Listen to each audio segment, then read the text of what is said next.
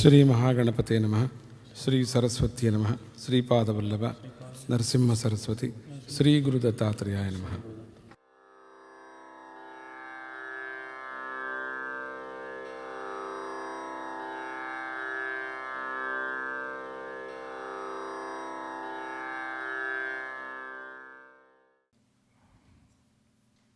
Today, we will try to look into the power of concentration. Yesterday, Pujya Sri Swamiji also was mentioning at least twice about concentration, and after that, one of the members here also approached and said, if it is on concentration, it would be better. So I am following the direction from Pujya Sri Swamiji and the suggestion from the member. So we will look into that after the invocation prayer.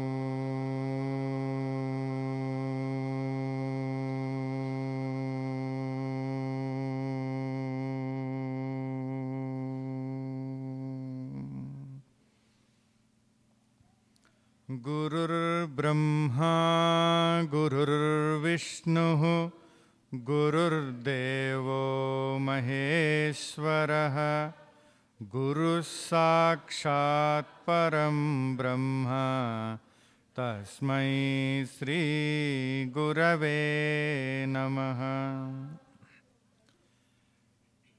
Please repeat after me. Sarva Shakti Param Brahma, Sarva Vastumayam Tatam, Sarvada, Sarvatha Sarvam, Sarvaihi, Sarvatra Sarvagam, Sarva Shakti Param Brahma, Sarva Vastumayam Tatam, Sarvada, Sarvatha Sarvam, Sarvaihi, Sarvatra Sarvagam, Sarvatra Sarvagam. Offering our heartfelt salutations and prostrations at the feet of Pujya Sri Swamiji, who is none other than the divine Parabrahmic consciousness, which is available at all times, everywhere and at all places, and that Parabrahmic consciousness is the supreme source of all power, and it is the absolute reality.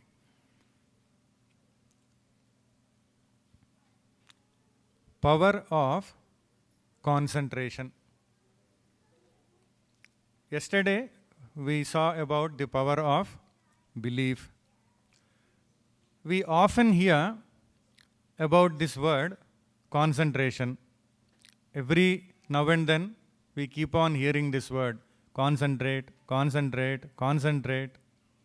But sometimes what happens is, unless the inner meaning of the word concentration is clear to us, we might be thinking that we are concentrating, but still there might be something which may be lacking, which will tell us that we need to do something more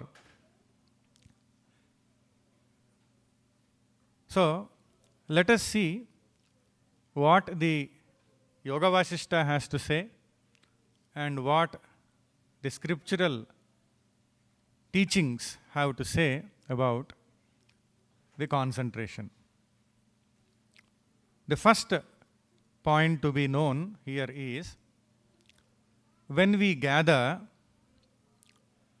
the physical, the mental, the intellectual, and the emotional resources,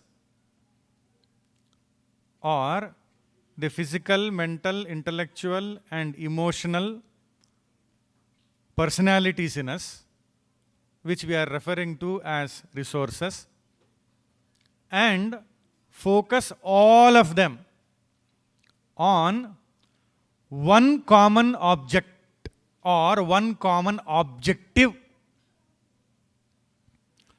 So there has to be one common objective, and we have to focus all of our physical, mental, intellectual, emotional resources. When we are able to do this, then what happens?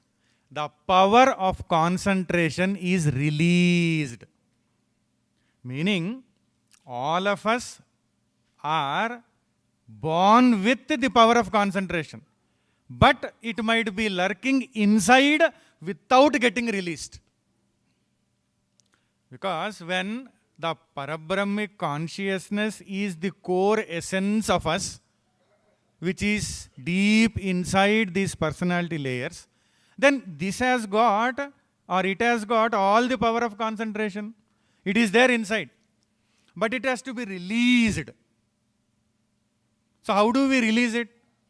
So when it is released, then we can experience it. Then we can utilize it. Then it is available with us, available for our utility. So in order to release it, we need to gather the physical, mental, intellectual, emotional resources. Otherwise what happens? Physical structure might be focused in one place or stationed in one place. The mental resources might be focused elsewhere. Intellect might be contemplating on something else. Emotions might be lost in some other thing. When these resources are diverted towards different things, then how can the power of concentration be released? So, even though we keep on thinking about, talking about, listening about the concentration, unless we do this, gathering the resources, all the four, physical, mental, intellectual, and emotional, and focus them on one common objective, we cannot experience the release of concentration. Otherwise, we will be thinking, yes, I am trying to concentrate. We may be attempting to do that also. But somewhere something will be lacking. Somewhere the total concentration is not happening. It is basically because of this. Any one of these four, or two, or sometimes all the four are not available for us to gather them and focus them on one common objective. So, the teachings of the great masters, like Pujya Sri Swamiji, all four are taught. Whether it is yoga or the pranayama associated Kriya Yoga, which is taking care of the physical. When a mantra is given, it is taking care of the mental. When high-level teachings are given, it is taking care of the intellectual. When devotional methodology is taught with the bhajans and with various other practices, how to focus the mind on the God, then it is taking care of the emotional. So what is missing? All four are being taught. All methods which are connected with the four levels of personalities to focus so that the power of concentration is released are being taught. But we have to utilize that and then focus. Once we focus, then we come to experience the release of the power of concentration. Somebody heard this. And then that student got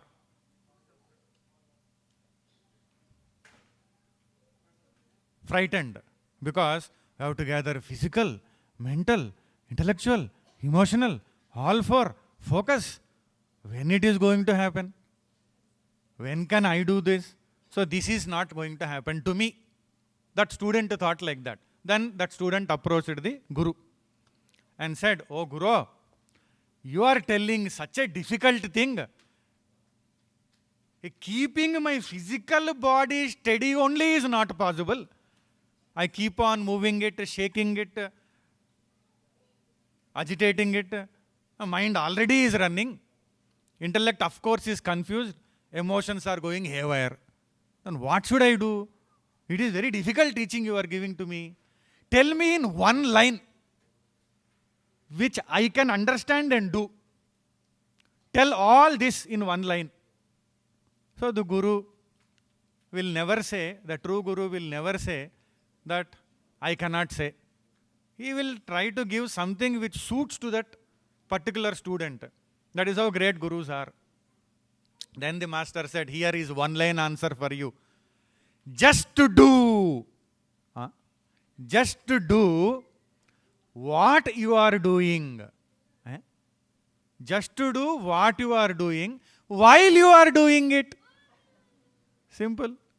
Just to do what you are doing while you are doing it. Very easy. It looks very simple. It looks practicable. It is so simple. Yes. Just to do what you are doing while you are doing it. So what we are doing? We are not doing that. Somebody said, while we are sleeping, we are supposed to be in sleeping. We are supposed to sleep. But what happens with some people is, while sleeping, they are swimming the oceans.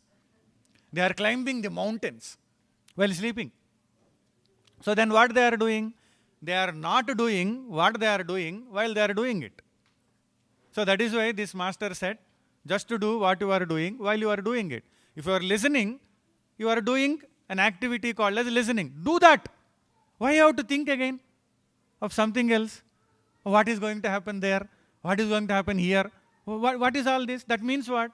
We are not doing what we are doing while we are doing it. Suppose we are doing the yoga. Then why think, what will happen if I become a yogi? How many disciples I will have? First of all, do it. Then after, this is what is going to happen with us. While eating also, we will be doing some accountancy or some marketing while eating. Anyway, here everything is to go, but what happens? Mind also will be on the go. It will not be there. So, that is why it is said, we have to understand this one point. Whatever we are doing, while sitting, we need to sit. While resting, we need to rest. While talking, we need to talk. What happens sometimes when we see two people will be simultaneously talking with each other? We don't know who is listening. Both are talking, expecting that the other is listening. But somehow, with the people is, both of them understand that there is nothing to understand. That is what is going to happen. Both will be talking. Sometimes we have to watch this. Both of them are talking. Who is listening? Third person will be listening. So, whenever we are doing whatever we are doing, we need to do that. That is a very simple way in which we can release the power of concentration. Very as simple as that. What if the mind goes away? We have to get it back. We have to repeatedly get it back and place it on what we are doing. So what if I don't realize that it has gone somewhere? Then please realize. Whenever you realize, bring it back. What if I don't realize at all? Be comfortable. At least there. Wherever you have gone, be there. But there also you will not be there. From there you will jump onto something. From there you will jump onto another thing. So that is why it is said, concentration, it is easy to say about that. But if we have to do it, this is what we have to do. Whatever we are doing, we have to be simply present there. There was once a person applied for the post of a sales agent. So the sales manager was conducting the interview to select this person. And then he felt happy about the credentials, experience, so on and so forth. And then he said, I am happy and I am selecting you. You have to start working for our organization right away, this moment onwards.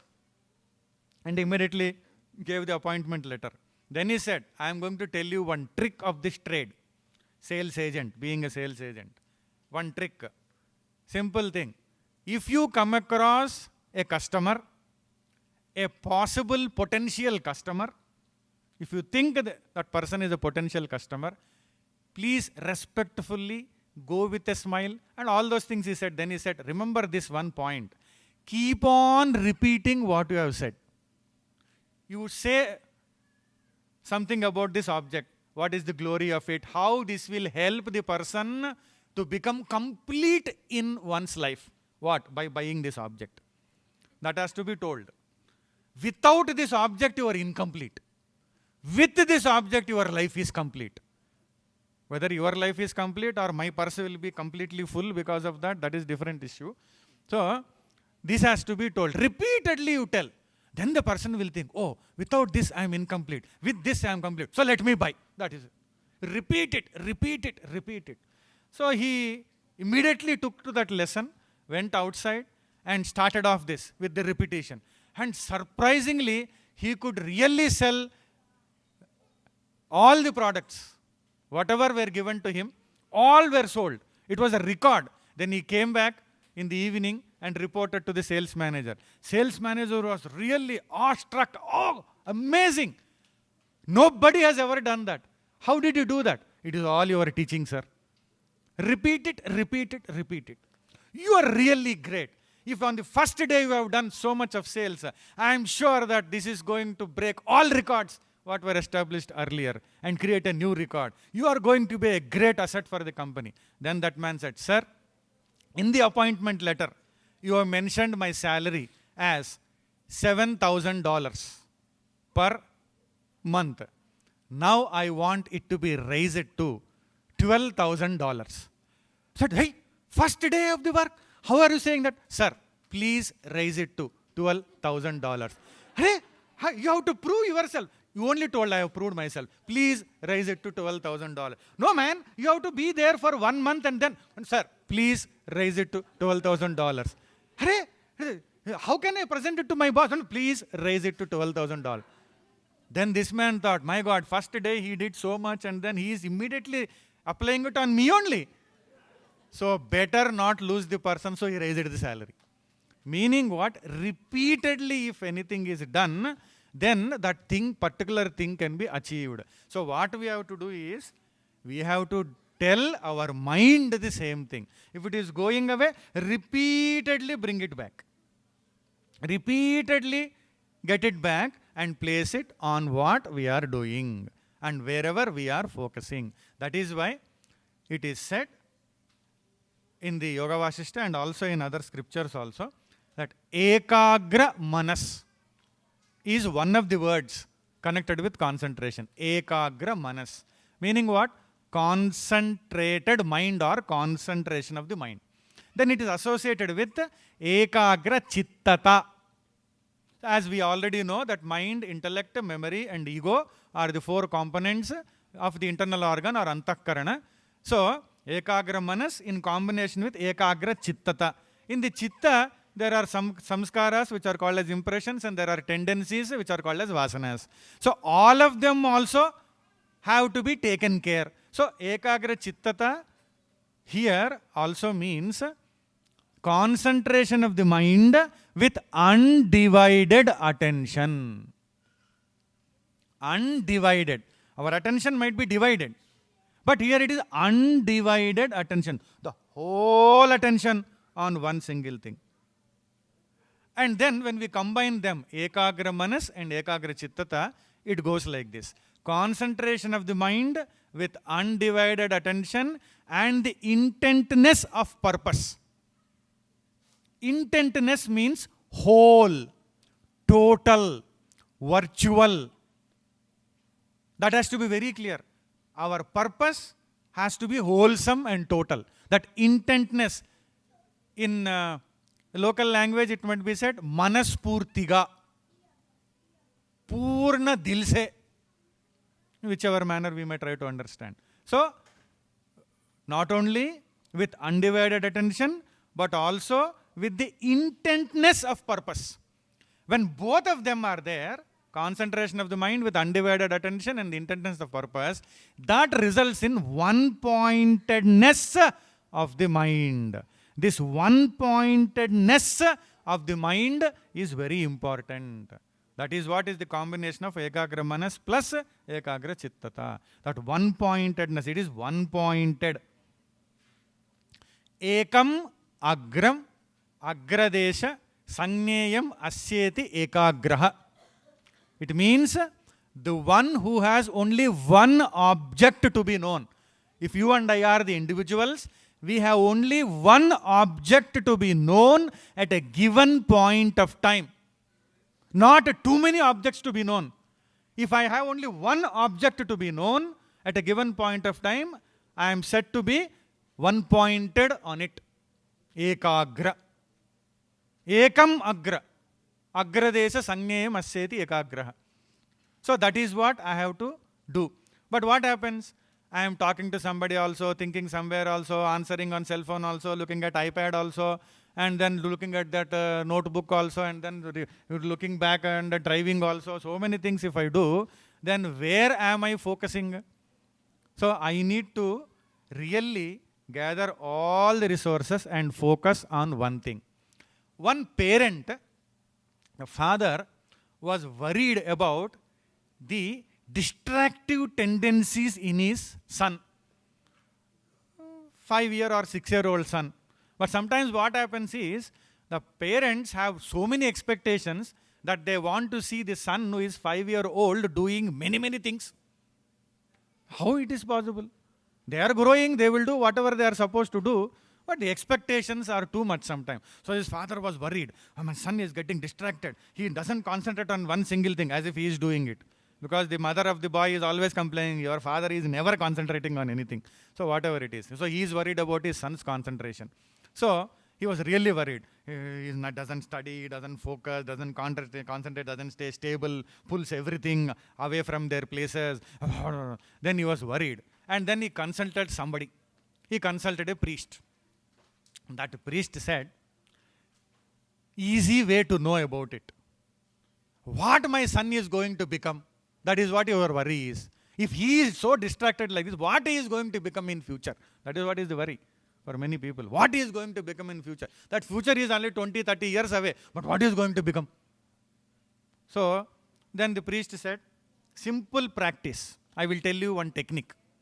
Today when he comes back from the school, all that you have to do is, when he comes home to when he enters into room, you place these 4 things on his table and you hide yourself behind the curtain or the screen and watch what he will do with these 4 things and then report to me. Then I will tell you. It is very simple. It is very easy. What are those 4 things? Bundle of currency notes, dollars. 1 bundle. Then 1 gun. Pistol, rifle or gun, whatever it is. And then 3rd one is a liquor bottle. Then 4th one is a holy book. Holy book. If he picks up the holy book, the priest said he will become a priest like me. If he picks up the currency bundle, he will become a shrewd businessman. And if he picks up the liquor bottle, he will become a drunkard. If he picks up the gun, then there are few options.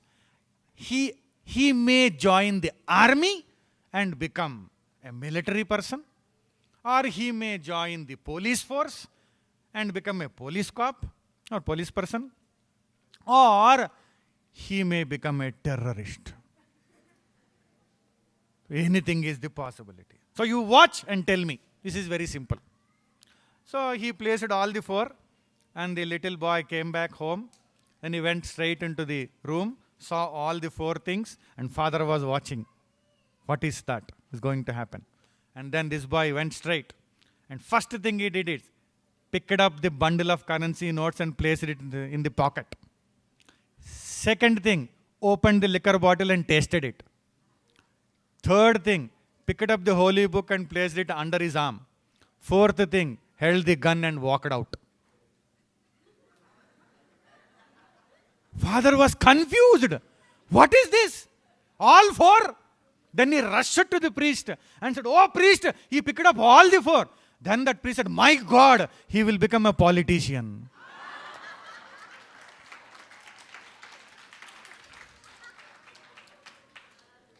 All will be there, but nothing will be serious. Many things he will talk, but nothing he will deliver. So whatever it is, not only that one who is in politics will become a politician, our mind is a politician.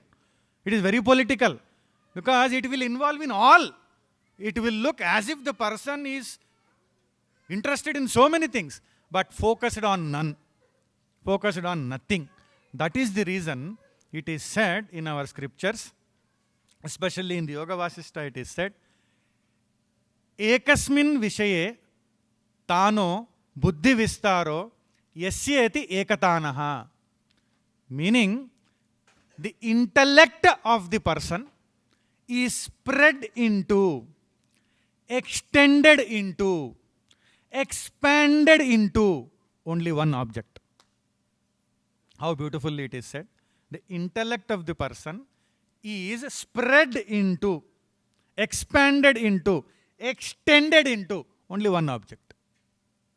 And that is truly the real concentration or the one-pointedness of the mind. And it is also said, Ananya Vritti has to be associated with it. Ananya Vritti means there is no other transaction except what one is doing. No other transaction. So, when the intellect of the person is spread into, extended into, expanded into only one object, only one thing, and there is no other transaction, that is called as the real concentration of the mind, or in other words, one-pointedness of the mind. So, if the Guru has given one direction, if Puja Swamiji has given a direction, just be in it. There is no need for any other transaction. No need for any other thinking. No need for any other imagination. No need. Just be accordingly. Exactly do the same. Do as it is told. That is all is enough. Because our mind might not be able to focus by itself in any particular direction. So the guidance comes from the Guru. Just do it. Where is the need to analyze about that direction? Further discuss about that direction? Nothing is required. Just do it. That is why it is said in Yoga Vasishta that the highest achievement, highest, whatever we want to achieve, the highest achievement is possible when the person achieves the resolute determination of the mind and the one-pointedness of the mind. Resolute, meaning what? Firm, unshaken, determined, resolved. It is resolved that this is what is the point of my focus. It is determined that my focus will be on one particular thing. Firm, unshaken, nothing can shake, nobody can shake me from my determined point of pursuit. So this way, if we train our mind, then it is said that the highest achievement is possible. Anything we want to achieve, we set our mind upon it, we will definitely, certainly achieve. But there need not be any other transaction. That has to be taken care of. No other transaction. But sometimes what happens with us is, we might be thinking that we are following one particular direction very productively, very effectively, without knowing whether it is really fruitful or not, really beneficial or not. That is why everybody is busy in going in some particular direction. If you stand on the street and watch how the vehicles are moving, the vehicles, always they are moving. Whether it is daytime or night time, every time everybody is, somebody or other is moving. Where they are moving, very few people know where exactly they are moving. They are moving. Like that, the contents of the mind also keep on moving. See, there was once an incident. It so happened in a forest area. Two friends decided one day that they have to take a break on the weekend. Instead of moving around in the concrete jungle, they wanted to go into the natural jungle, forest area, and then go for hunting and spend the weekend there in that manner. So they went, and they went deep into the forest. And they were very happy to see the beautiful things there, the lovely nature, the landscape, so many other things. They were very happy. Suddenly, the forest officer appeared in front of them. Forest officer was also on duty. He appeared in front of them. When the forest officer appeared in front of them, one person was taken by a shock and started running away. The moment he started running away, the forest officer also started chasing him, running behind him. And when he was running away, then naturally there were ups and downs. The land was not flat land, there were ups and downs, there were hills and valleys and bushes and shrubs and groovy trees, and he was running across all these things, through all these things. So the forester officer also started chasing. He was no less a runner, so he was also chasing him. Thought some wrong thing is there, some mistake is there, some fault is there with this fellow. Let me catch hold of him. So they ran and ran and ran for 35 minutes. 35 minutes of running in the forest. And then this forest officer overtook this person and then stopped him. Then that fellow stopped. And then immediately he placed his hand in the pocket and took out the license to hunt in the forest and showed it to the forest officer. Both of them were gasping for breath because they ran for 35 minutes. So, and then the forest officer after a minute said, "If you had the license, then why did you run?" He said, "My other friend has not got it."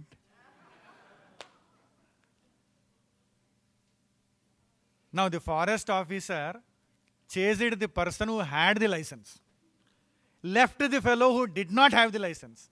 Now will he, if he goes back also, 35 minutes of very fast, brisk running, if he goes back also, can we expect the fellow to stay there?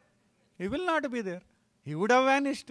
So, like that, human mind might be thinking that it is pursuing a very effective project. But in the end only it will be known whether it is futile or really effective, fruitful or not. So that is why, if a direction is taken from the master, spiritual master, and from the scriptures or from the scriptures, then what happens? If we follow the guidelines that are laid down in front of us, it will become easy for us. That even though we are busily engaged in pursuing something, whether it is fruitful or not, and how we have to truly focus on that one particular thing. So if that is taken care, then we can move ahead very effectively. Otherwise what happens? The inner personality gets disintegrated and shattered.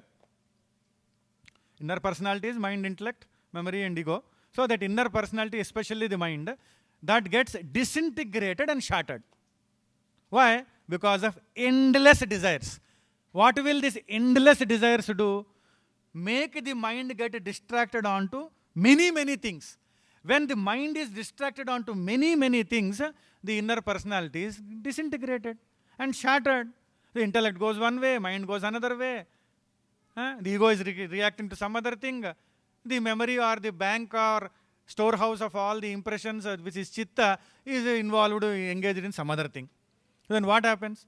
The inner personality is disintegrated. When the inner personality is disintegrated, then such a person cannot apply the mind in any line of action, onto any line of action. Even though the person tries to apply, the mind will not be there. Whatever action it is, the mind will not be there steadily applied to or applied onto that action. Why? Because it is disintegrated. The inner personality is shattered and disintegrated. How will that person apply? It becomes very difficult. So that is why the inner personality has to be integrated and energized. That is why we need to practice certain techniques.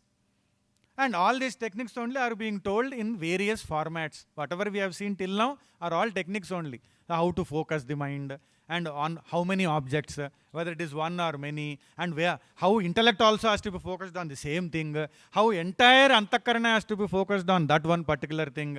All that is said here. And it is further said, no more than a deep understanding and unshakable conviction of one's purpose or aim. Please understand this.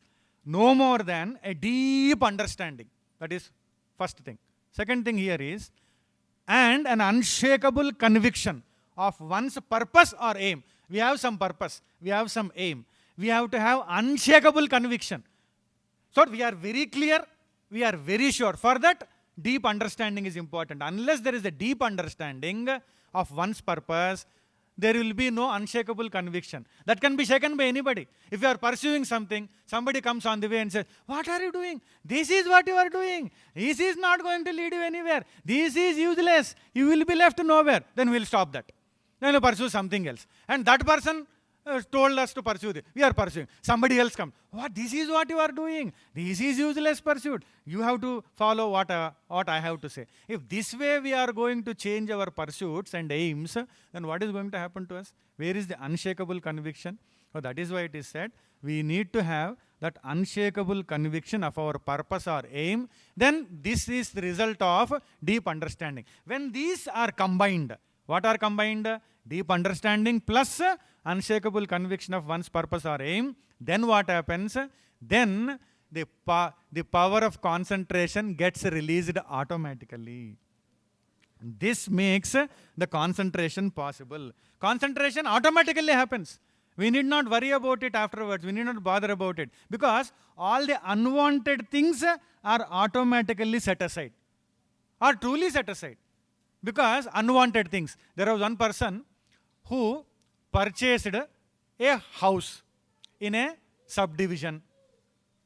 Purchased a house. And then he noticed on the very first day after he purchased a house that there are so many plants and weeds in the backyard. There was a huge backyard. Plants also, weeds also, and both look colorfully almost the same. He was unable to distinguish between what are weeds and what are plants. So, there are in the mind also sometimes like that. The things, thoughts which are productive, creative, and very effective, and which are destructive, which are distractive. Both are there inside the mind, like plants and weeds. Plants are useful, weeds are not useful. So, he approached the neighbor, and because the neighbor is living there since a long time and he purchased the house recently, so asked him for a suggestion, how to distinguish between what are plants and what are weeds. How to recognize what are plants and what are weeds. That neighbor gave a suggestion which was like this. Pull out all of them. If something grows back, they are weeds. If that is the suggestion which is given, pull out all the thoughts. If pulling out all the thoughts is incorrect. So, what are unwanted have to be pulled out, what are required have to be placed there. So, this is what the unshakable conviction of one's purpose or aim will do to us. And the single pointedness of the mind is important, and undivided attention is important. So if we understand these things, and one more thing is, the maximum power, the greatest power of concentration is not with the thought, but behind the thought, in the field of consciousness, from where the thought rises. So, instead of focusing the attention on the content of the thought and in the thought, if we take a break from it and focus on the field of the consciousness from where the thought rises, at every thought we can notice that this thought is rising. When we try to become aware fully witness, as a witness, then we see the thought rising. Then we have to notice from the background from where the thought is rising. Then what happens? We get connected, at least for a brief period of time, to that field of consciousness where the greatest power of concentration is there, and that greatest power of concentration will be released into our layers or levels of the personality. And one more thing here is, if there is anything that we are unable to take it out, unwanted thing. And the beautiful technique that is mentioned in our scriptures is, we have to try to remove the unwanted images and try to hold on to the wanted images. Even then that they are not going and good ones are not replacing the bad ones, then mentally we have to imagine that physically we are shattering the unwanted images.